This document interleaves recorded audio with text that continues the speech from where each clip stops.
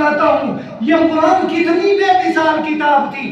کہتے ہیں ایک یہودی آدمی جو قرآن کا مثل لانے کے لیے ابن مقنع یا ابن مقفع دو نام لکھے ہیں محدثین نے. کہتے ہیں یہ آدمی قرآن کی مثل ڈھونڈتا تھا, تلاش کرتا تھا, لکھتا تھا پھاڑ دیتا تھا, لکھتا تھا پھاڑ دیتا تھا, لکھتا تھا پھاڑ دیتا تھا. ایک دن کہیں مسلمان کسی گھر سے اس کا گزر ہوا, کھڑکی کھلی ہوئی تھی, ایک 6 سال کا بچہ تلاوت کر رہا تھا. اس بچے نے یہ آیت پڑھی, قال سآوی الی جبل یعصمنی من الماء قال لا عاصم اليوم من امر اللہ الا من رحم وحال بینہما الموج فکان من المغرقین. یہ آیت سننی تھی ابن مقنع نے, سیدھا سجدے میں چلا گیا. دیکھنے والے نے کہا کس کو سجدہ کرتے ہو؟ کہنے لگا ابن مقنع اس کلام کو سجدہ کرتا ہوں. یہ کلام کسی انسان کا نہیں ہو سکتا, یہ کلام تو رب العالمین کا کلام.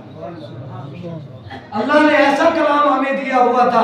خیر میں آپ سے عرض کر رہا تھا وہ شروع کی بات کہ آپ صلی اللہ علیہ وسلم کو رب نے بڑے کمالات سے نوازا تھا, تو وہ جنات کی ایک ٹکڑی آپ کی طرف پھیری.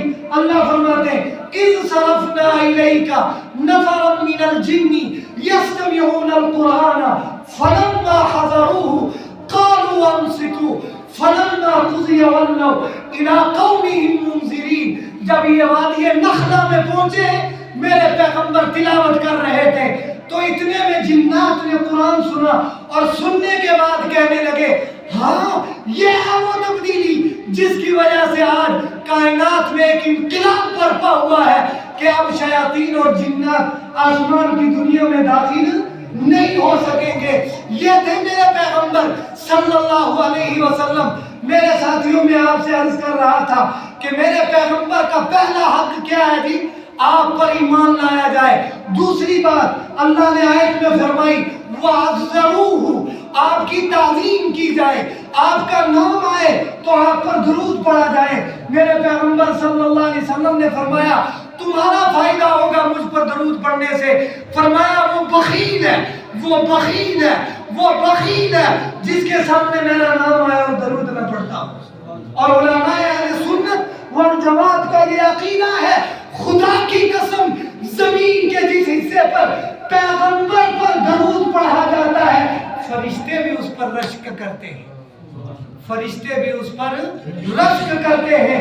یہ ڈھونگ رچایا ہوا ہے لوگوں نے, فلاں درود نہیں پڑھتا, فلاں درود نہیں پڑھتا. جس نے کلمہ پڑھ لیا وہ پیغمبر سے کبھی بے وفائی نہیں کر سکتا. میرا درد بھی کیسا درد ہے کہ قرار شام و سحر نہیں, میرے دشمنوں کو ہے سب پتا اور میرے دوستوں کو خبر نہیں. میرے ساتھیوں میں عرض کر رہا تھا کہ نبی پاک صلی اللہ علیہ وسلم کا دوسرا حق یہ ہے کہ آپ کی عزت کی جائے. اس پر بخاری سے ایک روایت عرض کر کے آگے بات بڑھاتا ہوں کہ آپ صلی اللہ علیہ وسلم نے بنو تمیم کا ایک قافلہ روانہ کیا ہے. اس کے لیے ایک جرنیل متعین کرنا تھا. سیدنا صدیق اکبر سے پوچھا آپ نے کہ ان کا کمانڈر کس کو بنایا جائے؟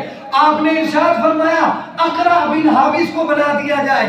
اتنے میں حضرت عمر بھی بیٹھے ہوئے تھے. فرمایا اللہ کے رسول نہیں, قعقاع بن معبد کو بنا دیا جائے. یہ دونوں باتیں ہوئی. ابوبکر صدیق نے فرمایا محبت کے انداز میں کہ آپ تو میری مخالفت ہی کرتے رہتے ہو, یہ بات کہنی تھی, آواز بلند ہو گئی ہے. دونوں صحابی رسول کی قرآن عرش سے نیچے اترا ہے, جبریل زمین پر آ گئے ہیں. فرمایا لا ترفعوا اصواتکم فوق صوت النبی ولا تجهروا له بالقول كجهر بعضكم لبعض ان تحبط اعمالكم وانتم لا تشعرون. تم میرے پیغمبر سے آواز اونچی مت کرنا, اگر کرو گے تو تمہارے اعمال ضائع کر دوں. یہ حدیث پاک ہے. راوی لکھتے ہیں کہ حضرت عمر نے اس آیت کے نازل ہونے کے بعد ساری زندگی پیغمبر سے اس انداز میں کلام کیا کہ دوبارہ پوچھنا پڑتا تھا کہ عمر آپ کیا فرما رہے ہیں. بڑی لمبی تفصیل ہے, میں اور عرض کرتا. ثابت بن قیس رضی اللہ تعالیٰ عنہ بڑی آواز بلند تھی, خطیب رسول تھے. فرماتے ہیں جب یہ آیت نازل ہوئی گھر میں جا کر چھپ کے بیٹھ گئے. ایک دن اللہ کے رسول نے فرمایا وہ ثابت بن قیس یہاں نہیں آتے, مسلم کی روایت ہے. فرمایا کیوں نہیں آتے؟ صحابی کہتے ہیں میں نے کہا اللہ کے رسول وہ میرے پڑوسی ہیں, اجازت ہو تو میں پتہ کر کے آؤں. کہنے لگے جاؤ پتہ کر کے آؤ. دیکھا گھر کے کونے میں بیٹھ کر رو رہے ہیں. پوچھا ثابت بن قیس کیوں رو رہے ہو؟ فرمایا یہ آیت نازل ہوئی ہے, مجھے ایسا لگتا ہے میری زندگی کے سارے اعمال ضائع ہو گئے. آ کر خبر دی اللہ کے رسول صلی اللہ علیہ وسلم کو. آپ نے فرمایا بلاؤ اس کو. بلایا. فرمایا ثابت بن قیس سے آپ پر یہ آیت فٹ نہیں ہوتی, آپ کی آواز تو فطری بلند ہے. اس لیے اللہ نے فرمایا دوسرا کام کیا ہے کہ آپ صلی اللہ علیہ وسلم کی عزت کی جائے. تیسری چیز وَنَصَرُوهُ آپ کے دین کی مدد کی جائے. آپ پر ایمان لانے کے بعد انسان کے ٹکڑے ٹکڑے ہو جائے پر ایمان پر کوئی کمپرومائز نہ ہو. نو کمپرومائز دس پوائنٹ. کچھ ہو جائے. ایک صحابی آ کر کہنے لگے اللہ کے رسول مجھے آپ کوئی نصیحت فرمائیے جس کے بعد مجھے کسی بات کی ضرورت نہ رہے.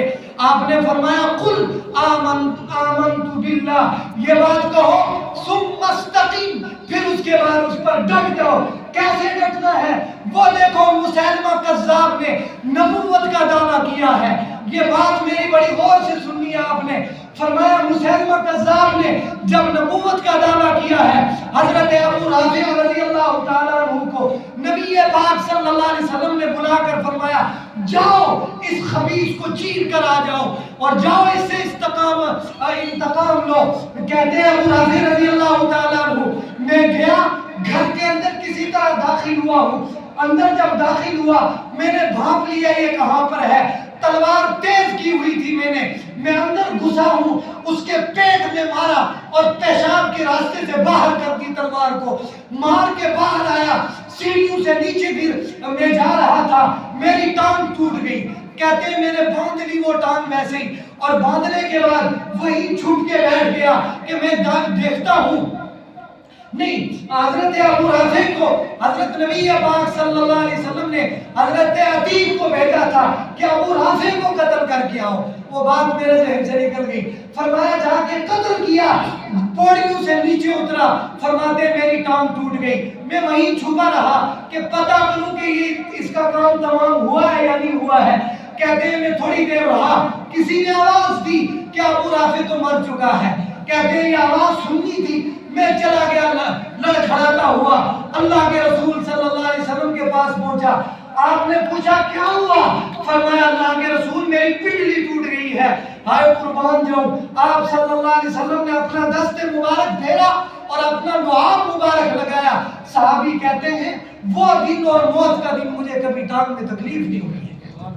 اور پھر وہی بات سناتا ہوں, مسیلمہ کذاب کے لیے حضرت حبیب ابن زید رضی اللہ تعالیٰ عنہ کو نبی پاک صلی اللہ علیہ وسلم نے بھیجا کہ جاؤ اس کو جا کر اسلام کی دعوت دو.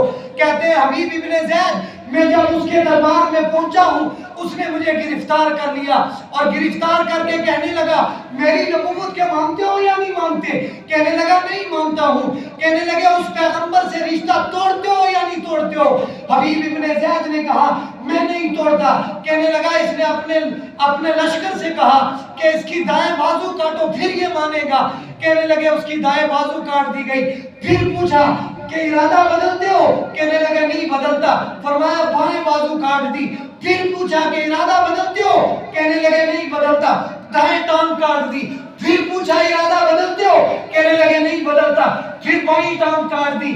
پھر پوچھا اب تو موسلا بن گیا ہے, اب بتا کہ ارادہ بدلتے ہو یا نہیں بدلتے ہو؟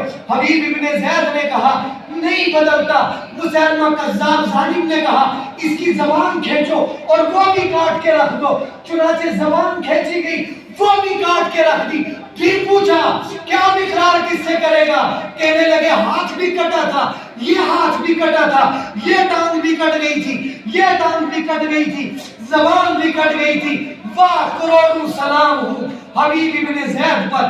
فرمایا اب بتا کہ قبول کرتے ہو میری نبوت کو اور اس نبی سے رشتہ توڑتے ہو؟ کہنے لگے زبان کٹی ہوئی تھی. سارے ہلا کر کہنے لگے کہ نہیں تیری نبوت کو تسلیم نہیں کرتا, اس پیغمبر سے دامن نہیں چھڑاتا. میرے ساتھیوں بدل جاؤ، آؤ ہمیں بدلنے کا دور ہمیں پکار رہا ہے، ورنہ یاد رکھنا دور اتنا خطرناک آ رہا ہے کہ اگر پیغمبر سے رشتہ کمزور ہوا، قرآن سے رشتہ کمزور ہوا، اللہ اور اس کے رسول کی محبت سے سینے خالی ہوئے تو اتنے سخت بادل چھائیں گے کہ مسلمانوں سانس لینا مشکل ہو جائے گا۔